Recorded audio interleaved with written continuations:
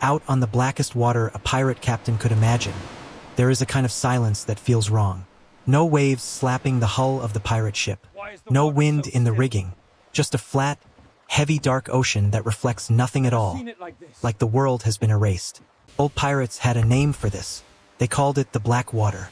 According to the logbooks that survived, the pirate crews who believed in the Black Water theory lived longer than most. They read the dark ocean like a living thing, watched its moods, listened when the water went quiet. They treated it like a breathing, thinking body you had to negotiate with if you wanted to stay alive. But those same pirate crews died worse than anyone. Tonight, you are going to hear why.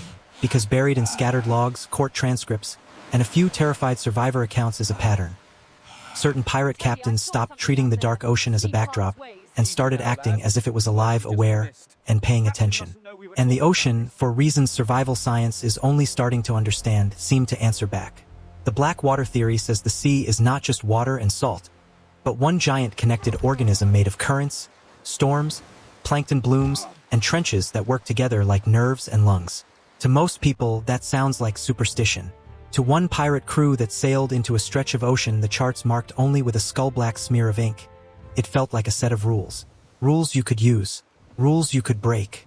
Before the last man on that pirate ship vanished into water that did not ripple, he carved a message into the rail. "If the ocean is alive," he wrote, "we have been cutting meat from its body." They called the pirate ship the Widow's Wake, a lean black hull with white sails stained by gun smoke and storm rain. Her pirate captain, Jorah Caine, was not the most feared or the richest, but every other pirate captain knew one thing about him. His pirate crew survived things nobody should walk away from. Where other pirate ships vanished in cyclones, the Widow's Wake reappeared days later with torn canvas and shaken pirates, but still afloat. Where rogue waves rolled merchant ships like toys, Caine's pirate crew somehow found a path around the worst of it. Sailors started whispering that he had made a deal with something in the deep. The truth was stranger. In a tavern off Port Royal, Caine had once listened to an old navigator talk about black water. Not just deep ocean, but patches where the surface turned ink dark, noise dropped, and compasses twitched. Places where, he claimed, the ocean looked back. The man spread a chart on the table, and in 3 spots, the usual blue ink had been overpainted with tar-thick black. Years later, when storms and war left Caine with half a pirate crew and a battered pirate ship, he went looking for one of those marks. The log of his pirate quartermaster describes the day they found it. Sky clear, sun high, but ahead of the Widow's Wake, the blue water simply ended. What replaced it was a circle of absolute black. No glare, no reflection, as if someone had cut a hole in the sea. Caine did not turn aside. He ordered the pirate ship to sail straight in. What he told his pirate crew was simple. The black water is alive, and we are going to learn its rules before it learns ours. He was right about the first part. The first rule they discovered was sound.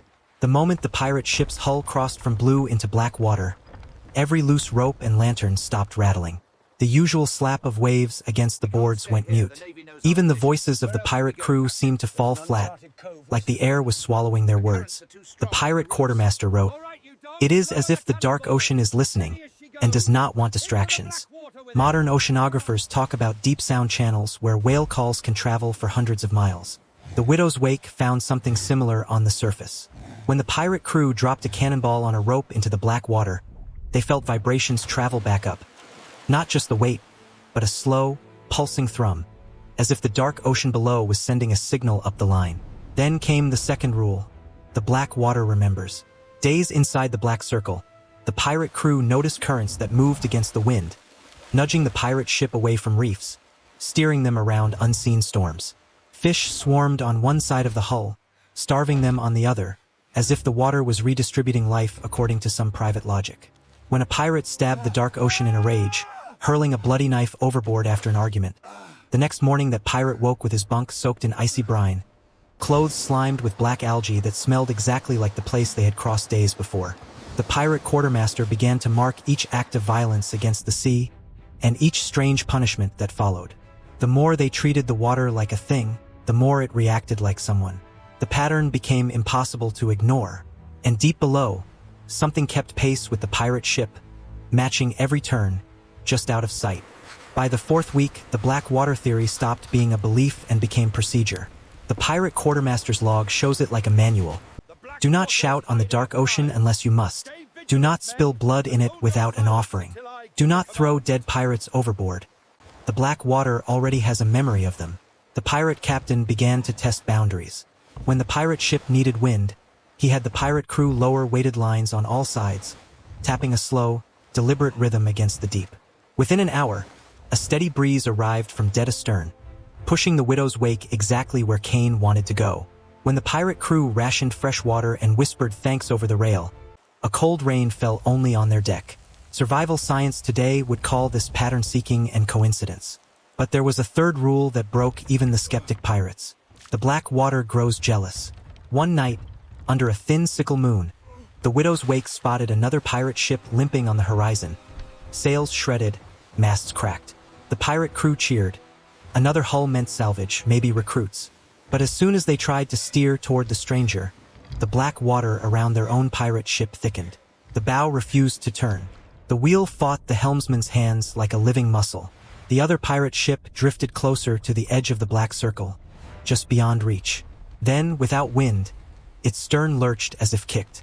The entire hull spun and slid sideways out of sight, vanishing beneath waves that did not break. The pirate quartermaster wrote only one line for that night: "It does not like to share." From that point on, every benefit the black water gave the Widow's Wake felt less like mercy and more like possession. The last rule of the black water theory came too late to save anyone on the Widow's Wake. By the time the pirate crew realized the dark ocean did not want them to leave, the black circle had expanded. Charts showed they should have crossed back into blue days ago. Yet every dawn the pirate crew looked out and saw the same mirror-flat darkness to every horizon. No birds, no driftwood, just their pirate ship and that waiting sea. The pirate quartermaster began an experiment of his own. If the black water behaved like a living body, then the pirate ship was lodged somewhere between its teeth. He ordered the pirates to stop asking, stop tapping, stop thanking. For 3 days, they treated the dark ocean like dead water. Waste dumped, curses shouted, no offerings given. On the 4th day, the black water replied. The hull of the pirate ship began to hum with a low, bone-deep vibration. Nails crept from their sockets.